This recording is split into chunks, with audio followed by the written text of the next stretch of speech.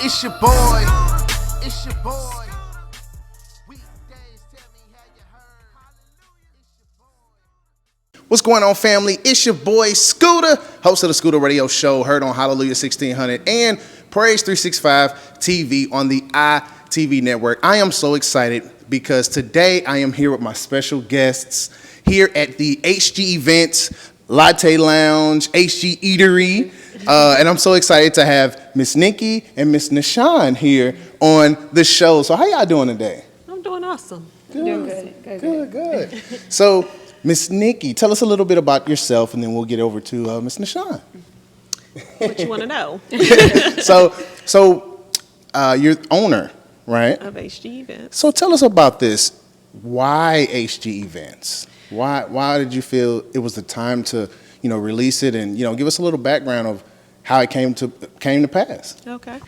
So HG Events came about. I love to do decor. My kids have all the fancy parties growing up, and people used to say, why don't you get into the event business? And my husband always wanted to he wanted to have a restaurant, and not so much an event space, but but that worked out in place of a lounge or something, right? So we decided, I had home health care. I did that for 7 years, and I explained to him I wanted to get out. He was in construction, and I sold the home health care business, and we ended here. We landed here, and it was the first property that we seen. And when we walked in, it said HG on the door, but we know this stood for something else back then. So everybody come in, I'd be like, not the same people. This is our last name, So we're Harvey Greens, and that's what HG stands for. And so that was when I walked in the door, that was my thing to say, this is it. I don't want to see anything else. And that's how we started 2.5 years ago. We've been here. Amen. That's what's up. Now you have your daughter here, Miss Nishan. Tell us how do you become a part of this? Like, what's your role? Many people may know, but many people may not know. So, what's your role in all of this?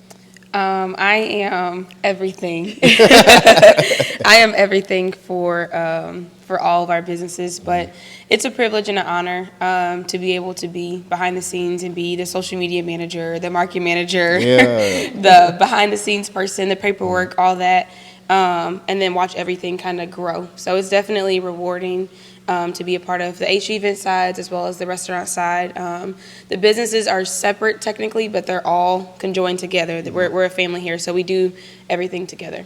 Now, coming from one child to another child, my mom has, had businesses and, working with mom. For me, it was when I was earlier, I'd say maybe in my teens. It was like, okay, I'm going here. But then, and my sister was the same way too. Now, my sister didn't grab it, right? Okay. My mom was doing radio and TV and things of that nature. But I grabbed it. I was like, okay. At first it was boring. I was like, But then I was like, okay, Mama, how you do that? You know what, Mama, let me help you with this. Let me help you with that. Is that kind of how it came for you? It was like, Mama, let me help. Let me really get hands-on. How did that start? I think entrepreneurship was just literally in front of us, like you said, and some people grab it, some people don't. But our parents, they set us down, and it wasn't necessarily a, do this as if it was a job or a task, but it was like, I'm going to teach you something. So we were eager to learn. We sat down at 11 years old and learned how to write checks, and we knew a lot of the back end things. My mom had a child care facility when I was younger than my teens, so I was able to see all this grow over the years. And so before we would willingly help, but I wanted to go to college and get a degree. That was just my thing. My mom wanted us to get a college degree, but then it quickly, obviously, turned around, and here we are now. Now, Mom, go ahead. Now, Mom, so, with having HG Events and the Eatery, can you tell us, because now I want to kind of backtrack, because Latte Lounge in Florissant, right? Yes. That was open first, is that correct? Yes, so Latte Lounge is owned by my daughter here. Okay, gotcha. She's Latte Lounge in Florissant. She has a Kingdom Kids 2 doors down, which is a daycare. Oh, and that's your, okay. And she's her and my husband are Latte Lounge and HG Eatery. Gotcha. So my husband was the restaurant.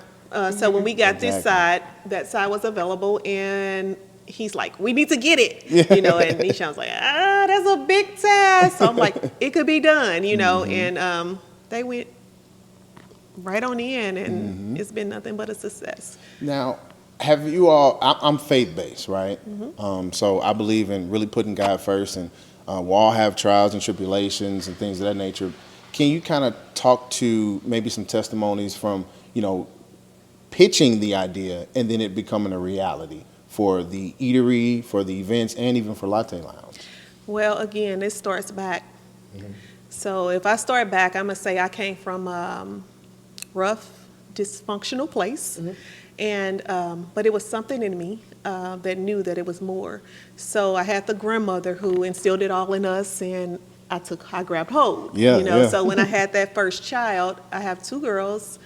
My oldest is 29, and when I had that first child, I knew that I had to do something different.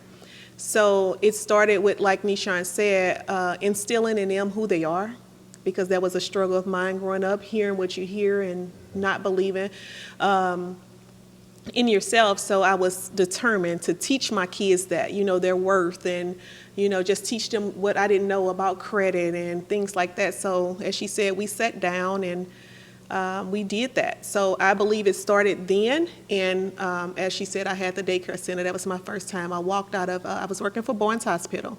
And I think I was born to be an entrepreneur. I hate working for other people. Like, I do not do well with rules and this and that. So I'm like, this is not for me. I tried. Yeah. But then it's like, they really don't. Yeah. And then I was in a managerial position, and they were like, okay, you got to fire this person. And I'm like, oh, why?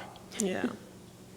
We need to. I'm like, oh, I got to do it? Really?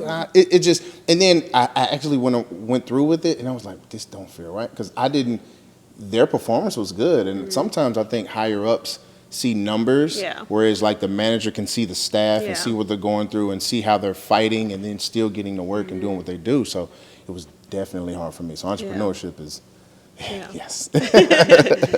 So I decided to give a 2-week notice in, and put a 2-week notice into Bourne's Hospital, and I had my mind made up I was going to start a child care facility, and I did, and that wasn't a good start. Everyone else came out like, okay, the inspectors and his fire marshal came out, and he walked through the door, and he's like, no, you can't have a child care facility here. Your exits are too close to each other. And so it's like, he came in and just crushed me, right? Wow. So when he left, I'm like, no, he can't stop me, And so I called over a contractor, and we got the window open to a door and a door closed, down to a window. So when he came back out, he said, I never expected to hear from you again. So it was like that point of my life, it was no one else can tell me no. And that's how it started. So I ran a facility for a while. They were part of that as a kid. And as Nishan stated, in my head, because no one had college degrees in my family, I didn't have it, so I'm like, you guys are going to college, and my oldest was the star in school, track star, and so she got the college degree, she got the free ride, and she went, and it's like, she spent like 4 years in school and still ended up with no degree. So when I look back over our lives, and Nishan went for a semester, a whole year, and came home at 19, and she's like, I'm not going back to school. I'm like, oh, yes, you are. And instantly, like, God dealt with me, and he said, I called them, not you. And I was like, whoa. And I backed off. At that moment, everything that my kids wanted to do, we just got 10 toes behind them. But I knew then, like, whatever you say you want to do, now I'm going to push you over the bridge to do what you want to do. But it wasn't my choice of what I expected or I saw in life. That is huge right there for parents to understand that, God called. Yeah. Woo, that, y'all, you hear me? But I think that's good for parents to understand. And I was just talking about this on the radio.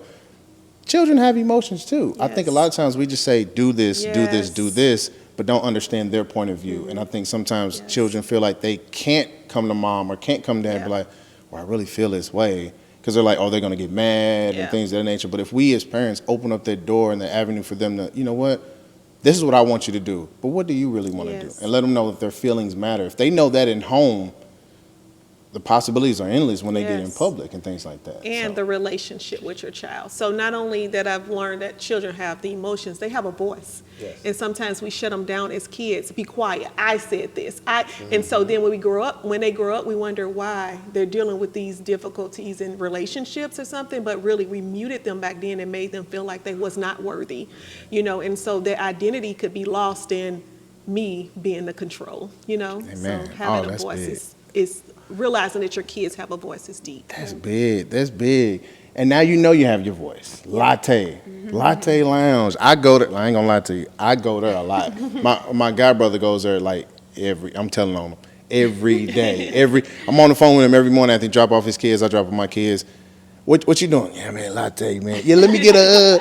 So my favorite thing is the ice pearl with the twist. Can you kind of give us some history on that? Because that's actually one of your most recommended at the Latte Lounge. So tell us a little bit about that. Yeah, so the Ice Pearl is a drink that I literally just named after my great-grandmother, who definitely played a huge role in a lot of the things that we've accomplished in life, starting with my mom, obviously, and training her up in the way she should go so then she could then, train us up. So just making sure that her legacy stays alive in more ways than one. So we named the drink the Ice Pearl, and it has been the top seller. It's white mocha, shaken espresso, and we have the Ice Pearl with a twist, too. We put a spin on it. Fire. And it's just been, like, the number one drink, literally. Like I was telling you earlier, no matter the season, no matter what new drinks come out, the Ice Pearl is always Ice Pearl. Yeah, I love it. And I love what you all are doing. And even with the expansion now, in Ferguson, Missouri, can you kind of tell us a little bit about the expansion and the doors that God is opening for you all? Yeah, God is doing his thing with us, okay? We just purchased a building downtown Ferguson, formerly known as the Old Savoy. And so the back of the house will be an event space, HG Events. And then in the very front, we'll have Latte Lounge location number 3. So we'll have like more of a grab-and-go kind of coffee area up front. I love it. And just to see the family dynamic.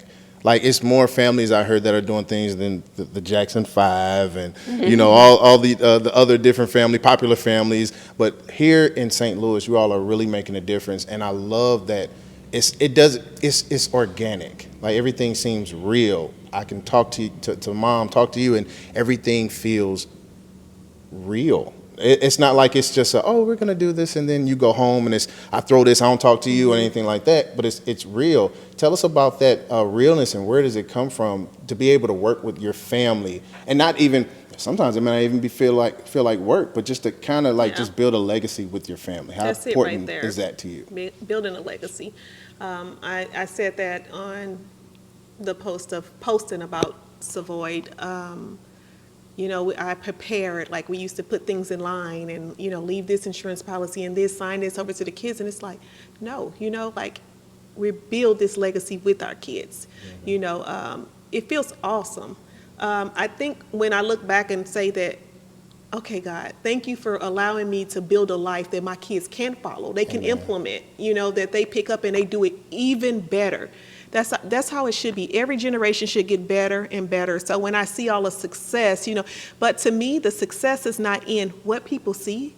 The success is in the love and who we really are. It's the God that's in us.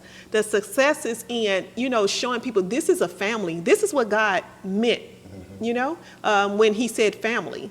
And it's not about us. Every day we get up, it's about who the ones we able to serve. Yeah. And that's what success is, being able to get up as a whole and serve each other. Like, that was when my husband, he did construction for years, and it took care of us well. Mm-hmm. But I was kind of afraid when he walked away once he started the restaurant. And it was the best thing he could have done. But I see something as simple as wiping the table or running someone a cup of water, and I'm like, this is this man's call. Yeah. Serving other, hospitality, like that's how he loves out loud, I love it. So to see him here, he's there every day at that restaurant. Like, I'm not going down there during the week, and he's there every day, and because that's what he loved to do. And so to see that, and we're not perfect now, but as a whole, we are close-knit. We talk every single day, probably see each other almost at least every day, if not. I'm about to be a granny. Oh. No, she's not married now. She said, no. Yeah. Okay, My come on. oldest married 3 Congratulations. years, and she's having my first grand. Congratulations. And so we are expecting it any day. Any day. We're looking forward to that. So that's a bundle of joy we are waiting for. I love it because you said something that stood out, serving. And I think a lot of people don't understand. There's so many people who want to be leaders, so many people who want to be the boss, right? But don't understand the concept and the meaning and the power in serving. Yeah. I serve in my church doing audio, video, and been doing it for years. And a lot of people see now, oh, Scooda, you radio and all that. No, I'm serving. I might be on the TV. I might do that. I'm back in my church serving because I get so much joy with serving and helping. And it seems like that's what you all get. Every time I come into an establishment, when I came here, the first time I came here, it was different because it wasn't like people didn't feel like they wanted to work here or anything like that. It just really seemed like there were some servants. Even when I go to Latte Lounge, it's always a smile. It's always an embracing and a warming and an embrace every time I come to the spot. And it's like, man, this is... I like it here. I just want to sit here and just watch everybody come through. Hey, how you doing? Hey. You know? So I just appreciate you all for doing that. So what's next? What do you feel God has next for each one of you? What do you feel that God is, in the season that you're in right now, that God is getting ready to take you? Whew. I don't want, I've probably been running for what's next. I do know that I'm called into ministry. I minister a lot, in my own way. Mentoring, I say, young women, a lot. I have a nonprofit organization. I used to go into inner city schools and deal with the youth, and I pretty much, and my kids, they stepped into that. Dr. McCoy, when she decided not to go, that was another reason she decided not to go away to school, because Dr. McCoy gave them an opportunity, her and my daughter, to start. They had a business called Insecurity, where they mentor young women and teach them about their worth. So my oldest, she did break a generational curse that I had been praying for. And Amen. So I stood on, she was the first in my family to make it down the aisle as a virgin. So that was a curse that I believe, and That's a blessing right there. Yeah, for the couple to be, it's really a blessing. So, so they were teaching that in schools. So pretty much like you see the footsteps, like I did the nonprofit, they did this, they in their own way, and so they impacted a lot of lives through Insecurity. You guys did vows and purity rings for women. They used to meet with them, have them sign vows and things like that. They did awesome with that. So for me, I do believe that it's ministry. I think it's ministry for my oldest as well. Her and her husband to go. With my husband, I'm not sure exactly. He don't know, but it's next to us together, And Nishan? Yeah, what do you feel the season God has you getting ready to walk into? I think it's a season of growing pains, things that probably make me a little bit uncomfortable and are kind of stretching my faith. I'm learning patience in this current season that I'm in right now. I'm normally a right here, right now kind of person. Not a microwave generation, but I like what I like when I like it. Exactly. But even with the expansion of Florissant and the Ferguson build out, it's taken time. And so I've, normally I have dates in my head and I'd be freaking out by now, but I'm kind of basking in everything that's going on right now. But I definitely think that more businesses are coming soon. I think that God's going to expand Latte Lounge in ways that I can't even imagine right now. We like to say that we're not just serving a cup of coffee, we're serving a cup of hope. And I believe that this isn't just business, it's ministry. And I do believe that we'll begin to reach more and more people. I think God's going to continue to allow people to see Christ through me, to win his people over. That's what I think is coming up for me. Amen. I'm so excited to see, the growth, even just from looking and hearing about you all, and then to seeing and being here and being in the establishment and just seeing, a lot of times what I'm learning is that people may not people might not comment, people might not share because we're in a social media time, and we're like, man, they don't know. but they know. Yeah. People are watching, literally. They may not say anything, but they're watching. And then word of mouth is working. So how can we get in contact with you all? How can we follow Latte Lounge, follow HG Events and Eatery? How can we, support donations, anything like that? How can we support you all? We are on all social media platforms under names, so Latte Lounge HG Eatery, and HG Events. And then through our Instagrams and Facebook, you can also get to our website, book your next event with HG Events, or come in for some good brunch or good cup of coffee at either location. And tell them about Streets of Success coming up. Yes, we have an event coming up, November the 11th. Location to be determined. We are having our second annual Streets to Success event. And this event recognizes people who have come from, basically have turned their trials into triumphs. So maybe have lived a street life or have not made decisions that were so great, but now are serving God or either just making an impact on their community. So we are looking for people to submit nominations so that we can have judges vote for the top 10. Nice. And it's a really nice award ceremony. It's all dressed up. Everybody comes in. It's a gala, actually. Dress up. Yes, dress up. We did all black last year, I believe, and it was just it was black excellence. It was classy. It was everything. Oh, yeah. But to just recognize, it was mainly men. We had a couple of women, I believe, in the pick. Two, yeah. Okay. But just to recognize people who might not get recognized on a day-to-day basis, and have been through things that people don't know about, and give them a chance to share their story. So if anybody knows somebody who's been through a little something, you can submit their nominations through our website as well. I love that. I was just going to say, because success is not always a degree, a piece of paper, but I think that, to me, that's an easy way out, because you let a book tell you what you should know versus life letting you know what it is. And so those that been through life and those hard times and able to conquer that and be able to get back on the field and accomplish that and look out for others, that's real success. That's amazing. I'm excited about this. I'm definitely gonna be there. I'm gonna be there, and I'm gonna try to nominate some people as well, because one of the reasons why I even started doing the radio and the TV the way that I do it is because, can I just be real with y'all? Be real. Sometimes we go to churches and you see the pastors, the ministers, the deacons, the ushers. But in the congregation, there are some powerful people, but they sometimes don't feel either empowered to do something in the church. Even children, I've learned at a young age, God can use anybody, and He can definitely use a young child. And if we put limitations or restrictions on people, then they go do things in the world, and we're like, I didn't know you knew how to do that. Yeah. We need to really be able to nourish and help them birth those things in the church. Yes. And that's one of the reasons why I started my platform, to talk to the people who sit in the congregation, because church is more than just Sunday or Saturday or Wednesday. Right. Monday through Friday, what are you doing? We are the church. You should be out there. I ain't gonna get into it. Y'all know how I do. I ain't gonna get into it. But we have to be able to, let our light shine more than just screen time. Like, on the phones, you got your screen time. It has to be more than just that certain amount of time. We got to be able to do it every single day.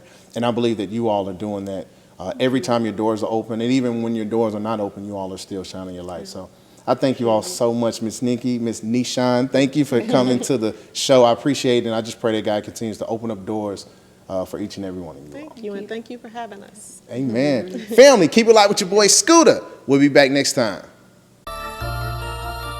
It's your boy. It's your boy.